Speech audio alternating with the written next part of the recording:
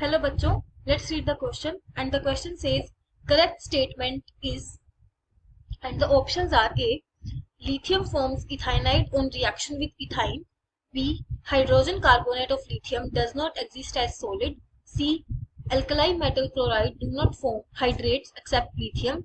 And D. The alkali metal halides MX are all high melting colourless crystalline solid. तो हमें चार statements given है, हमें इसमें से करेक्ट स्टेटमेंट चूज करनी है।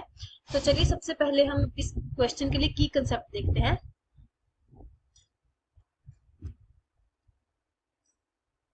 तो जो स्टेटमेंट ए गिवन है हमें वो है lithium forms ethynide on reaction with ethyne. जब लिथियम इथाइन के साथ रिएक्शन करेगा, इथाइन मतलब CH ट्रिपल बॉन्ड CH, तब वो क्या फॉर्म करेगा? इथाइनाइड। इथाइनाइड का फॉर्मूला होता है HC triple bond C negative. But ये जो स्टेटमेंट है ये गलत है, क्योंकि लिथियम का जो साइज होता है वो बहुत ही स्मॉल होता है। स्मॉल साइज होने के कारण इसकी पोलराइजिंग पावर ज्यादा होती है। तो we can write lithium has small size और उसकी पोलराइजिंग पावर जो है वो भी हाई होगी।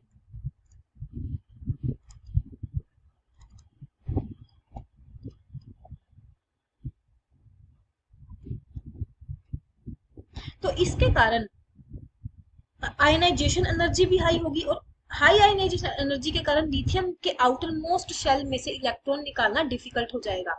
सो जो इथाइन है वो लिथियम से इलेक्ट्रॉन नहीं एक्सट्रैक्ट कर पाएगा और वो इथाइनाइड नहीं बनाएगा। So we can write lithium has high ionisation enthalpy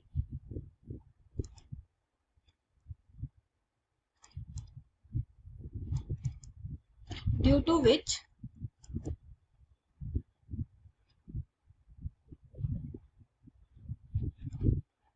it is difficult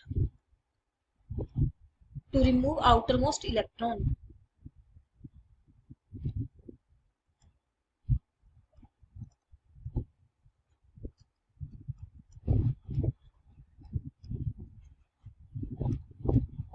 so ethynide की फॉर्मेशन नहीं होगी।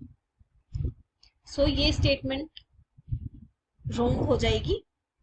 नेक्स्ट स्टेटमेंट जो हमें गिवन है वो है hydrogen carbonate of lithium does not exist as a solid.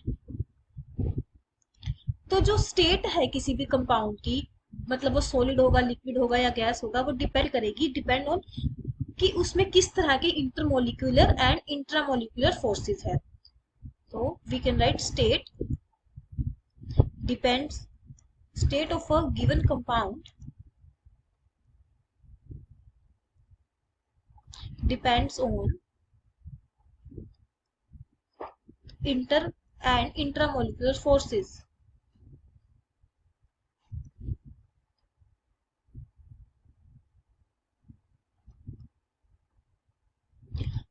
अब जैसे अगर हम हाइड्रोजन कार्बोनेट ऑफ लिथियम की बात करें तो उसका फॉर्मूला क्या हो जाएगा? LiHCO3। तो यहाँ पर जो लिथियम है, लिथियम की लैटिस एंथैल्पी जो है वो बहुत ही कम होगी as compare to hydration enthalpy. तो सबसे पहले हम देख लेते हैं लैटिस एंथैल्पी और हाइड्रेशन एंथैल्पी क्या होती है। Lattice enthalpy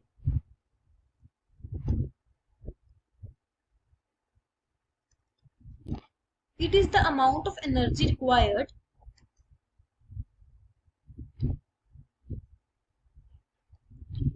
to convert 1 mole of solid ionic compound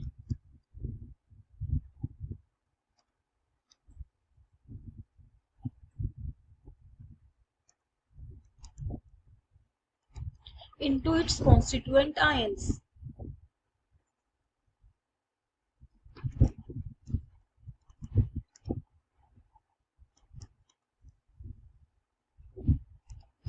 तो ये वो एनर्जी होगी जो रिक्वायर्ड होगी टू कन्वर्ट एक मोल को किसी भी आयनिक कंपाउंड के into its constituent ions.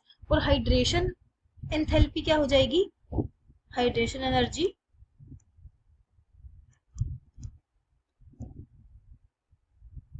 It is the amount of energy required released when 1 mole of ionic solid is dissolved and hydrated into solvent. मतलब जब किसी भी आयनिक सॉलिड के 1 मोल को डिसोल्व करेंगे या हाइड्रेट करेंगे सॉल्वेंट में, तो जो अमाउंट ऑफ एनर्जी रिलीज होगी उसे हम हाइड्रेशन एनर्जी कहेंगे. So it is the amount of energy released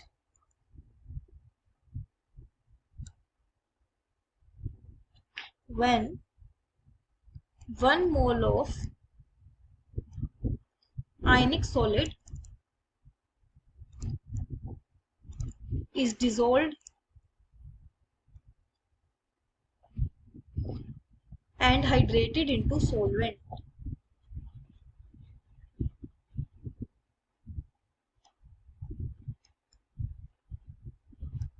So जो लिथियम के केस में है, लिथियम बाइकार्बोनेट मतलब लिथियम हाइड्रोजन कार्बोनेट, यहाँ पर जो लैटिस एंथैल्पी है वो हाइड्रेशन एंथैल्पी से बहुत कम है, क्योंकि लिथियम का साइज बहुत स्मॉल होता है, तो जो उसका हाइड्रेटेड आयन बनेगा वो इजीली फॉर्म हो जाएगा.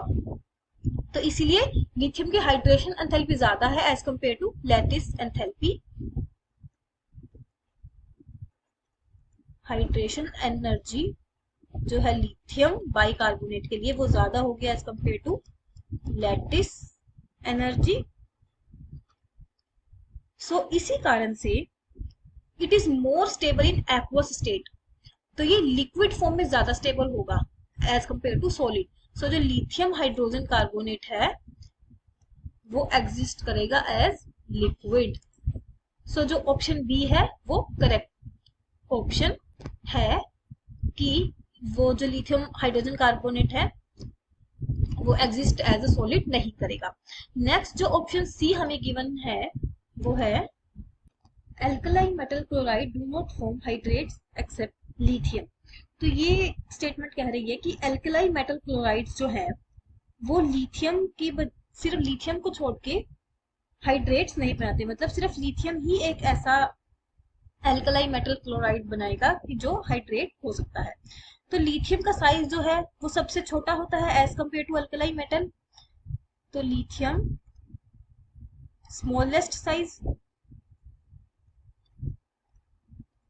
इस वजह से इसकी पोलराइजेशन पावर जो है वो इंक्रीज हो जाती है. तो लिथियम पॉजिटिव आयन जो है वो वाटर मॉलिक्यूल को इजीली पोलराइज कर देता है.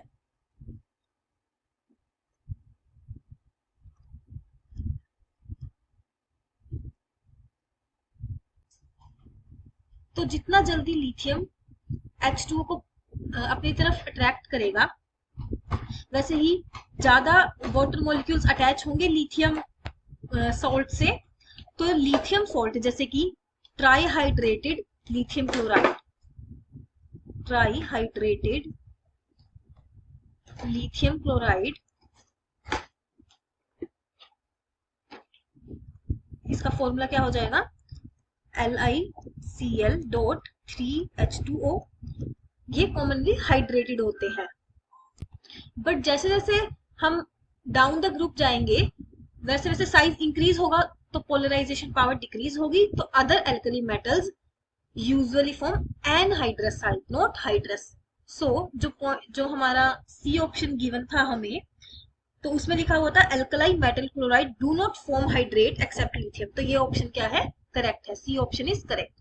नेक्स्ट जो हमें डी ऑप्शन गिवन था वो था the alkaline metal halide MX are all high melting and colourless crystalline solids. जो एल्कलाइन मेटल सॉल्ट्स होते हैं जैसे कि MX, इनका मेल्टिंग पॉइंट हाई होता है, हाई मेल्टिंग पॉइंट, और ये कलरलेस होंगी. ऐसा क्यों है, क्योंकि इन सभी हेलाइड्स की fluorine, chlorine, bromine, iodine have high negative enthalpy of formations. मतलब जो MX बनेगा मेटल हेलाइड, इनकी जो डेल्टा फॉर्मेशन एंथैल्पी है, एंथैल्पी ऑफ फॉर्मेशन वो क्या है हाई है. तो इसकी वजह से जो ये मेटल हेलाइड है इनका मेल्टिंग और बॉइलिंग पॉइंट हाई होता है. और अगर ट्रेंड की बात करें तो फ्लोराइड सॉल्ट